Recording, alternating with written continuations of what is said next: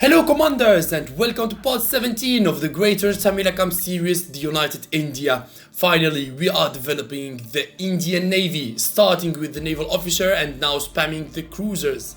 It's time to have and possess the greatest surface vessels in the game. Here I'm trying to clean up the Middle East. At the same time I declared war on Transcaucasia.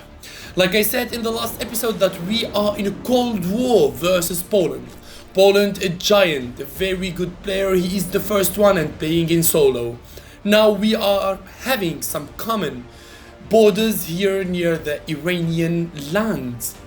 So what should I do now? I need to get as much lands as possible to grow bigger than him, to get better economy than him. At the same time I need to push back the common borders more than this. I want them to be far from my homeland cities. So this is why I am against the clock to try and conquer as much lands as possible. At the same time I declared war on Transcaucasia, an inactive nation here. I planted my motorized infantry, max level motorized infantry with the attack range ability to be able to kill any kind of units in the center of the cities and enter them peacefully, like I am doing here. I do not go straight to the center of the cities. I let the attack range of my motorized infantry do the work for me. So like that I will not have to use my aircrafts to kill the Transcaucasian lands, because like that I will have to fly above the Polish lands. I do not want to reveal that I possess the elite attack aircrafts that might alert him and he might develop mobile SAM launchers to counter my elite attack aircrafts. So it's all about playing discreetly, because here it's all about strategies, it's all about units countering each other. So whoever is going to possess the perfect combination and whoever is going to be more skilled is going to be the one who will kill everyone in this game. This is why I need to be patient. I'd like to take my time to gather as much lands as possible. Later on we will see what we are going to happen. But the war versus Poland, it is imminent. It is inevitable. Because one of us is going to win this game. He is the first one and going for solo. He is pushing forward. He is super active. So it's either going to be me, him, or the Philippines. Because all the three of us, we are the first three players in the game. And after us comes Amazonia. A small reminder, all of these top 4 players in this game are playing in solo.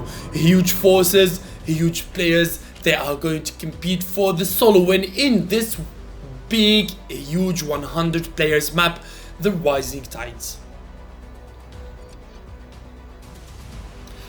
Looks like I'm gonna need to annex more and more supply city, because my full production of multiple rocket launchers and mobile SAM launchers is making my resources production go slower and slower because of the daily upkeep, of course. This is why I'm trying to annex as much supply cities as possible. Like that I will keep up the resources production. I try to boost it because I know for a fact that I will not be able to compete in this game without a full land army composition.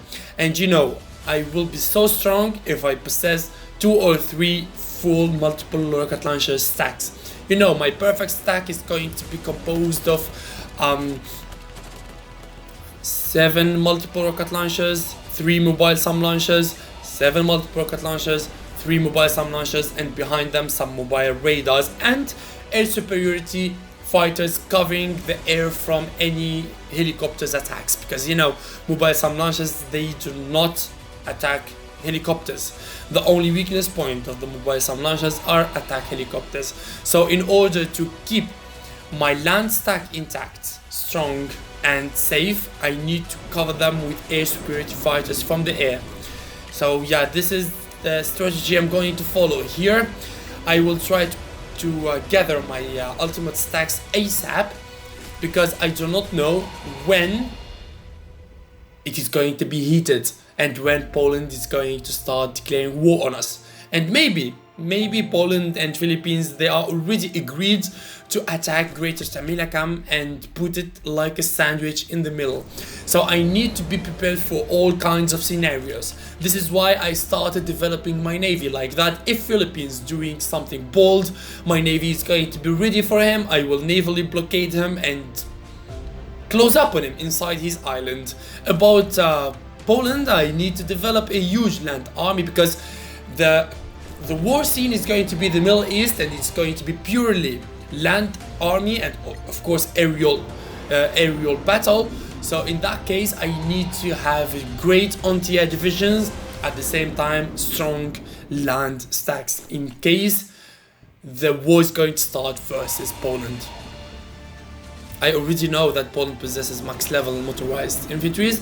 I do not know what kind of other units he has, but at further stages of this game I will plant some intel agents for him. Intel agents, they can help us a lot to gather informations about our enemies.